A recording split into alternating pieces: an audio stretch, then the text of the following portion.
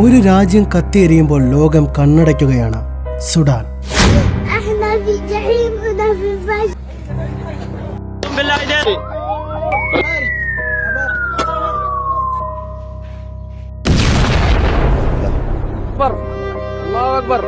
Sudan എന്ന രാജ്യത്തിന്റെ തന്നെ 2 മിലിറ്ററി ഫോഴ്സുകൾ അധികാരത്തിനു വേണ്ടി സ്വന്തം രാജ്യത്തിന്റെ ഉള്ളിൽ തന്നെ 2.5 വർഷത്തിലധികമായി യുദ്ധം ചെയ്തുകൊണ്ടിരിക്കുമ്പോൾ കൊല്ലപ്പെട്ടത് 1.5 ലക്ഷത്തിലധികം സാധാരണ ജനങ്ങൾ.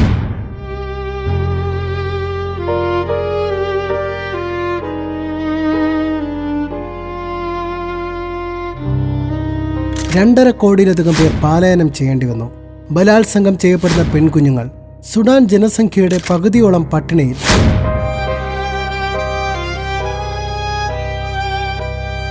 ആഭ്യന്തര യുദ്ധം അന്ത്യമില്ലാതെ തുടരുന്നതിന്റെ നിഴലിൽ ക്രിസ്ത്യൻ വംശഹത്യ. ഗാസയ്ക്ക് വേണ്ടി നിലവിളിച്ചവർ സുഡാന്റെ നിലവിളിക്ക് മുന്നിൽ മൗനം പാലിക്കുന്നത് എന്തുകൊണ്ട്? എന്താണ് സുഡാനിൽ സംഭവിക്കുന്നത്? എന്തുകൊണ്ടാണ് സുഡാനെ അവഗണിക്കുന്നത്? ചരിത്രത്തിന്റെ ഏറ്റവും വിരുണ്ട അധ്യായത്തിലേക്ക് സ്വാഗതം. വർഷം 1989. ഒരു സൈനിക അട്ടിമറിയിലൂടെ ഒമർ അൽ ബഷീർ സുഡാന്റെ അധികാരത്തിലെത്തി. ആ കാലഘട്ടത്തിൽ ആഫ്രിക്കൻ ഭൂഖണ്ഡത്തിലെ ഏറ്റവും വലിയ രാജ്യം. അധികാരത്തിലെത്തിയ ഒമർ അൽ ബഷീർ എന്ന സ്വേച്ഛാധിപതി 30 വർഷം രാജ്യമടക്കി ഭരിച്ചു. ബഷീറിന്റെ അധികാരം ഉറപ്പിച്ചത് കറുത്ത സ്വർണമായിരുന്നു, അതായത് എണ്ണ. 1999 മുതൽ ഒഴുകിത്തുടങ്ങിയ എണ്ണ വരുമാനം തന്റെ ഭരണകൂടത്തിന്റെ അടിത്തറയായി അയാൾ മാറ്റി. ഭരണത്തിലെത്തിയ ഒമർ അൽ ബഷീർ ഇസ്ലാമിക നിയമങ്ങൾ കർശനമായി നടപ്പിലാക്കി, അതായത് ശരീഅത്ത് നിയമം.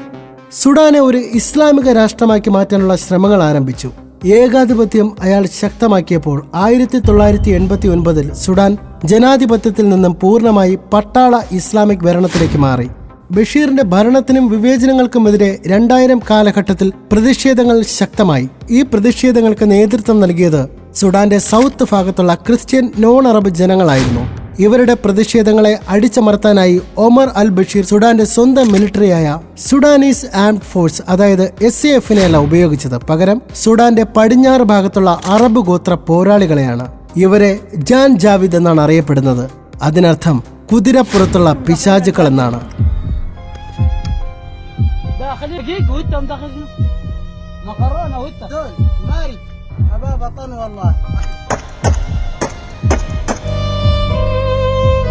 ബഷീറിന്റെ ഭരണകൂടത്തിന്റെ ഏറ്റവും ക്രൂരമായ മുഖമായിരുന്നു ജാൻ ജാവിദ്. ഡാർഫൂർ യുദ്ധത്തിന്റെ മറവിൽ ജാൻ ജാവിദ് കൊലയാളി സംഘങ്ങൾ കേവലം യുദ്ധം മാത്രമല്ല ചെയ്തത്, മതപരവും വർഗീയപരവുമായ ഉന്മൂലനം നടത്തി. ഡാർഫൂർ വംശഹത്യയുടെ പേരിൽ ഇന്റർനാഷണൽ ക്രിമിനൽ കോർട്ട് ഒമർ അൽ ബഷീറിനെതിരെ അറസ്റ്റ് വാറന്റ് പുറപ്പെടുവിച്ചു. ജൻ ജാവിദ് സുഡാന്റെ ഔദ്യോഗിക ആർമിയോ കൃത്യമായി പരിശീലനം കിട്ടിയ സംഘടനയോ അല്ല. എന്നാൽ 2013 ബഷീർ ജൻ ജാവിദ് പോരാളികളിൽ ചിലരെ ഔദ്യോഗികമായി പുനഃസംഘടിപ്പിച്ചു. അതിന് RSF, റാപ്പിഡ് സപ്പോർട്ട് ഫോഴ്സ് എന്ന പേര് നൽകി. ഇതാണ് സുഡാനിലെ ഏറ്റവും ശക്തമായ അർദ്ധ സൈനിക വിഭാഗമായി വളർന്നത്. ബഷീറിന്റെ ഏറ്റവും വിശ്വസ്ത മിലിറ്ററിയായി RSF മാറി. അതിന്റെ തലവൻ മുഹമ്മദ് ഹംദൻ ദഗാലോ. നോർത്ത് സുഡാനും സൗത്ത് സുഡാനും തമ്മിൽ പതിറ്റാണ്ടുകളായി നിലനിന്നിരുന്ന ആഭ്യന്തര യുദ്ധം അവസാനിപ്പിക്കാനായി 2005 ഒരു സമഗ്ര ഉടമ്പടി ഒപ്പിട്ടു. തുടർന്ന് 2011 ജനുവരിയിൽ ഏറെ നാളത്തെ പരിശ്രമത്തിന്റെ ഭാഗമായി സ്വതന്ത്ര സൗത്ത് സുഡാൻ രൂപീകൃതമായി. സുഡാനിൽ നിന്ന് സൗത്ത് സുഡാൻ വേർപിരിഞ്ഞതോടെ എണ്ണ വരുമാനത്തിന്റെ സിംഹഭാഗവും സുഡാന് നഷ്ടമായി. സുഡാൻ ഭരണകൂടത്തിന്റെ സാമ്പത്തിക നെടുന്തൂൺ ഒറ്റ രാത്രി കൊണ്ട് തകർന്നു. ഈ വിടവ് നികത്താൻ ബഷീർ കണ്ടെത്തിയ പുതിയ വഴി മഞ്ഞ സ്വർണമായിരുന്നു, അതായത് ഗോൾഡ്. 2019 ബഷീറിന്റെ ഭരണം സുഡാന്റെ മിലിറ്ററിയായ SAF, സുഡാൻ ആംഡ് ഫോഴ്സ് അട്ടിമറിക്കുന്നു. ഈ അട്ടിമറിക്ക് ബഷീറിന്റെ വിശ്വസ്ത മിലിറ്ററിയായ RSFും കൂട്ടുനിൽക്കുന്നു. തുടർന്ന് സുഡാന്റെ നിയന്ത്രണം ഈ 2 മിലിറ്ററികളുടെ അധികാരത്തിലായി. SAFന്റെ തലവൻ അഫ്ദൽ ഫത്ത അൽ ബുർഹാൻ, RSFന്റെ തലവൻ മുഹമ്മദ് ഹംദാൻ ദഗാലോ. ഈ 2 ജനറൽമാരും തമ്മിൽ സുഡാൻ അധികാരം പങ്കിട്ടു. ആ പങ്കുവയ്പ് അധികം നാൾ നീണ്ടു നിന്നില്ല. ഇന്നത്തെ യുദ്ധത്തിലേക്ക് രാജ്യത്തെ തള്ളിവിട്ടു. ലോകത്തിന്റെ സ്വർണ്ണഖനി എന്നറിയപ്പെടുന്ന ആഫ്രിക്കയിലെ 3ാമത്തെ ഏറ്റവും വലിയ സ്വർണ്ണ നിക്ഷേപമുള്ള രാജ്യമായി സുഡാൻ മാറി. RSFന്റെ തലവൻ ഹമേറ്റിയെ സംബന്ധിച്ചിടത്തോളം അതൊരു വലിയ നേട്ടമായിരുന്നു. കാരണം RSFന്റെ അധികാരം നിലനിൽക്കുന്ന സ്ഥലങ്ങളിലെല്ലാം ധാരാളം സ്വർണ്ണഖനികൾ ഉണ്ടായിരുന്നു. ഇയാൾ ധാരാളം സ്വർണം കുഴിച്ചെടുത്ത് UAE പോലുള്ള രാജ്യങ്ങൾക്ക് വിറ്റ് ഇയാൾ ധാരാളം പണം സമ്പാദിക്കുന്നുണ്ട്. ഇതിങ്ങനെ തുടർന്നുകൊണ്ടിരിക്കവെയാണ് സുഡാനിലെ 2 ആർമികൾക്കിടയിൽ പ്രശ്നങ്ങൾ ഉണ്ടാകുന്നത്. സ്വർണ്ണ നിക്ഷേപത്തിന്റെയും രാഷ്ട്രീയ സ്വാധീനത്തിന്റെയും പേരിൽ SAF-ഉം RSF-ഉം പരസ്പരം പോരടിച്ചു. ആര് രാജ്യത്തെ നയിക്കും എന്നതിനെ ചൊല്ലി ഇരു കൂട്ടരും തമ്മിൽ സംഘർഷം വളർന്നു. അങ്ങനെയാണ് 2023 ഏപ്രിൽ മാസത്തിൽ സുഡാനിൽ ഒരു ആഭ്യന്തര യുദ്ധം പൊട്ടിപ്പുറപ്പെടുന്നത്. ഇതിനെ തുടർന്ന് സുഡാനിലെ ദാർഫുൾ റീജിയൻ പിടിച്ചെടുക്കാൻ RSF പദ്ധതിയിടുന്നു. അതിലവർ വിജയിച്ചു. SAF പരാജയം സമ്മതിച്ചു.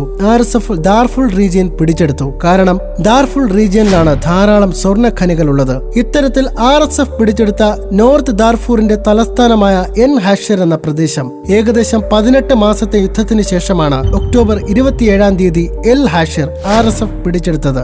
ഇതോടെ രാജ്യത്തിന്റെ 1/3 ഭാഗവും ഇവരുടെ നിയന്ത്രണത്തിലായി. എൽ ഫാഷർ നഗരം പിടിച്ചെടുത്തതോടെ അതിക്രൂരമായ കൂട്ടക്കൊലകളും ആക്രമണങ്ങളും RSF അഴിച്ചുവിടുന്നു. ഏകദേശം 60,000 പേർ ഇവിടെ നിന്ന് പലായനം ചെയ്തു എന്നതാണ് UN ചൂണ്ടിക്കാട്ടുന്നത്. ഒരു ദാക്ഷിണ്യവുമില്ലാതെ ജനങ്ങളെ കൊന്നു തള്ളുകയാണ്.